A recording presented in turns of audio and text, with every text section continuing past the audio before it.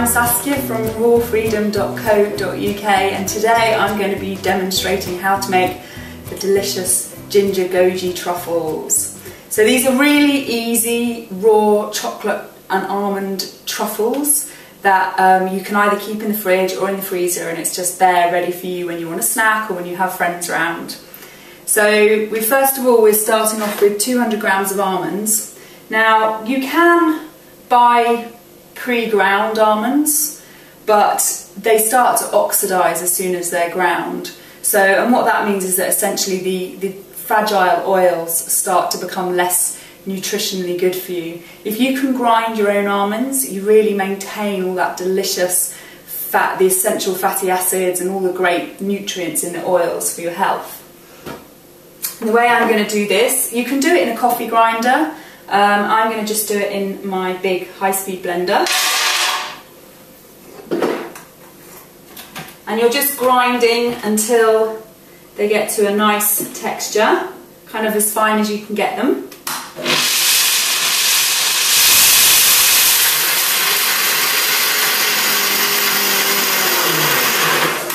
And you don't want to, you kind of want to keep an eye on it, because if you've got a jug blender like I've got, as soon as it starts to kind of stick around the sides, you want to stop, because it means that the oils in the nuts are being heated up, and you don't want to heat them up too much, because again, it destroys those fragile nutrients.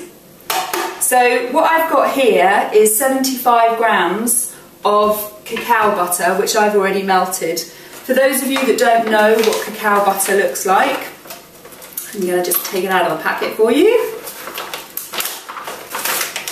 It looks like this, and it's solid.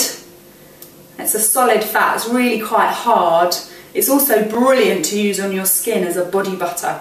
What you can do is you can either just chuck this in your bain-marie as it is in a big lump and go away, walk away for half an hour and it will melt, or you can grate it into your bowl, or you can chop it into small bits, and that will speed up how quickly it melts. Okay, so you heard me use the term bain-marie. So for those of you that don't know what a bain-marie is a bowl of hot water that you then put another bowl on top of.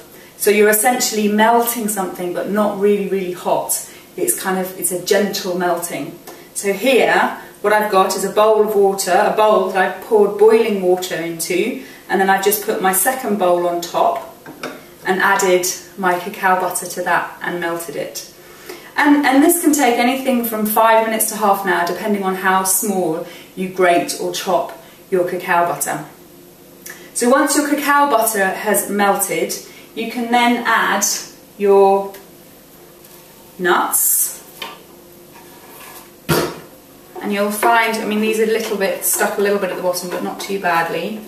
What you don't want is to turn it into actual nut butter, because the more you blend it, the more the fats come out of the fibre and turn into nut butter, which, as you know, is kind of spreadable. It's so oily, so you're trying not to get it to that stage.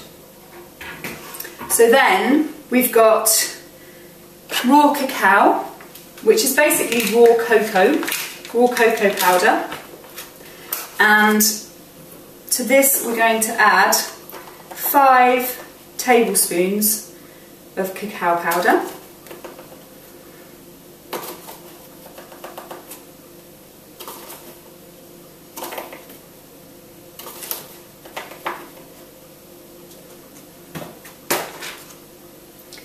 And 3 tablespoons of agave syrup.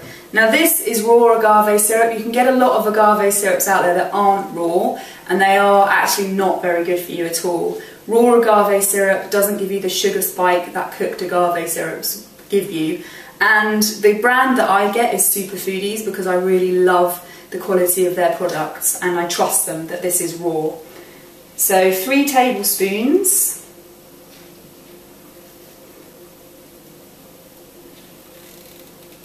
Of delicious raw agave, and you can get light and dark agave, and I always go for the dark agave because it's got more minerals in it.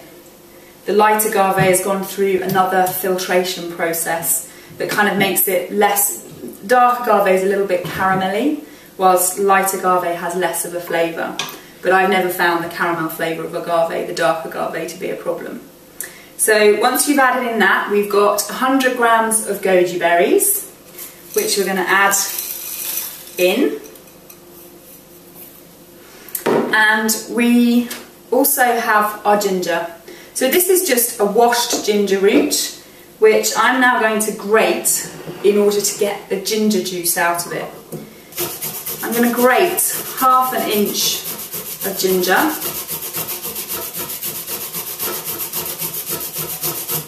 Approximately, and you can do more or less of this depending on how gingery you like your chocolate.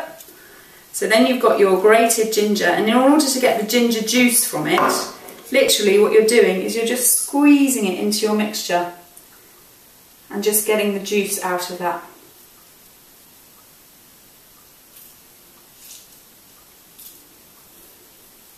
Get as much of the juice out as you can to flavour your truffles. You can put the actual ginger itself in, but once you put an actual fresh product in, your chocolate won't last so long. So if you know that you're going to be eating your chocolate quite fast or quite within a relatively short period of time, you can just put all the ginger in as well. Just remember, it will be more gingery. These are dried goji berries. And now we're just going to mix it all together.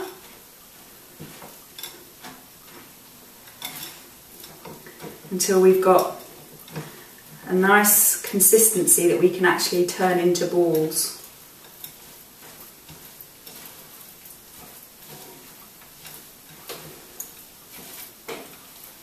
You can mix these with your hands, it's totally up to you whether you want to use something to stir it with, or you're going to get your hands dirty anyway because you're going to be making these into balls in a minute. So when it's all really thoroughly combined, that's looking good, smelling good, smelling delicious. Then we're going to just take about a tablespoon at a time and just shape it into a ball. Now the cacao butter will set when it gets cold, so don't worry if it's quite loose at the moment. Once you put your goji ginger truffles in the fridge, it'll set and they'll go hard.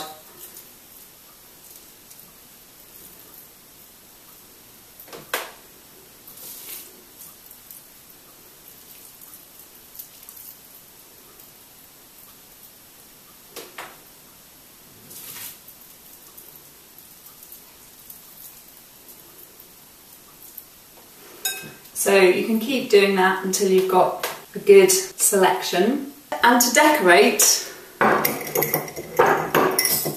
you can just take a goji berry and just press it into the top, because the contrast between the chocolate colour and the red goji berries looks really lovely.